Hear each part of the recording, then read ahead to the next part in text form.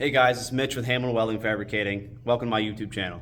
Today I'm going to cover all the different types of grinders that I have in my shop that I've acquired over the years. I'm sure I'm going to get a lot of comments saying there's no need for that many grinders. Why do you have that many grinders? But each one I bought and have used and accumulated for specific jobs for different types of working I was doing. I've done mirror polishing, stainless steel, some sculptures from mill finish. So that was a real trial and error kind of thing. So it took me a little while to figure out which ones I needed. And I've had grinders burn up on me, and I had to run to Harbor Freight and buy some Bauers, which actually are pretty good grinders. As far as my experience goes, I've been in business for over 6 years. I've worked for another company that we did a ton of different kinds of custom metal fabrication, Fabwell Studios, out of Rochester, New York. And we used to build a lot of stuff for high-end custom homes. We did a lot of stuff for food factory work. So I've got a pretty wide range of experience in metal fabrication. So let's get into it. So here are the Bauers that I have. You got your dyno file. These are super handy to have when you got to get in tight spots. This is 2 polishers. These are variable speeds, and one I just have a regular sanding disc on. Like I said, I was doing a lot of mirror polishing. This was specifically used for just my airway buffs. That was also used for mirror polishing. They make different colors and different types of polishing bars for these. This is your handheld belt sander. That came in handy when I was putting some grain in some stainless steel. Same with this guy here.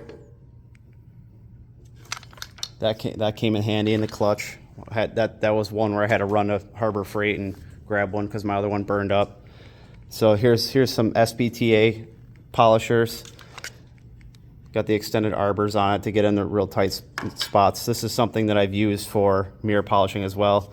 And this actually had you can screw it onto the end of this right here, and you could use this little gun to get in your real tight spaces.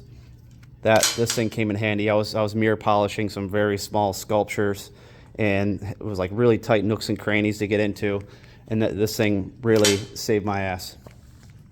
So, and I got some Metabos here. I'm pretty sure both of these are inoperable. They burned up, and I tried to order new, brushes for them, but I don't know if the brushes they sent me were the wrong ones, but I couldn't get them to work. So those are part of my grinder graveyard right there. My Makita cordless. I always keep a cutting wheel on that. I'm sorry, there's no guard on it, but it is what it is. This is a Makita. I do like these Makitas because they're really lightweight, they're small, they're ergonomic. You get a lot less grinder fatigue in your hand, and these are great. I mean, I've had this thing for years. They do burn up eventually, but still really solid grinders. And we have my little line of Fein grinders. Now, these are my favorite, and I'll tell you why. They make the best brushless motors. Personally, I think they make the best brushless motors. And this one right here is a paddle switch grinder, which they're not very good for single hand use. They're great for if you got something to clamp down to the table and you're able to use 2 hands, because you get a lot of grinder fatigue with these paddle switch grinders. So I'm not too big a fan of paddle switch grinders. I only have 2 of them, which is one of them is this Walter here, which I just got. I'll touch on that in a second. But that's how I feel about paddle switch grinders. Not a big fan of them. That's why I do like my Makita, because I've used the DeWalt cordless, which was a paddle switch. I just didn't like it, especially if you're out in the field and you got to use a lot of one-handed grinder operations, and the paddle switches just aren't that great. This one it's got an on-off switch to it. That's what I like. This is my Fein cordless grinder. use this in the shop all the time. Sometimes I don't like to have the cord or chase extension cords around. And the good thing about this one right here, it's variable speed, so you can change the RPMs on it. This is a really awesome cordless grinder, and batteries last pretty long time, and it's pretty powerful for a cordless grinder. As you know, if you're using a cordless grinder, you put too much pressure on it, it'll just shut off. So, and this right here is a variable speed polisher. This Fein grinder is amazing. Polisher, sander, whatever you want to call it. So this thing can actually convert to your drum sander. It can convert to like an airway buff. This sander right here is an amazing tool to have. I did a lot of mirror polishing with this, and it was great. It was absolutely awesome. It's very powerful, very torquey, and overall great sander, grinder, polisher, whatever you want to call it. This right here, I just got this from Walter. They sent it to me along with a bunch of their abrasives. It's definitely a great grinder. Pedal switch, like I said, not too big of a fan of the pedal switch grinders, but it's definitely small, ergonomic, very lightweight. That's a great grinder. Haven't used it a lot, so I can't really say too much about it, but a really good grinder. And I have just your standard pneumatic DA, 5-inch DA. That thing's pretty good. That was just like your Amazon special. Ingersoll.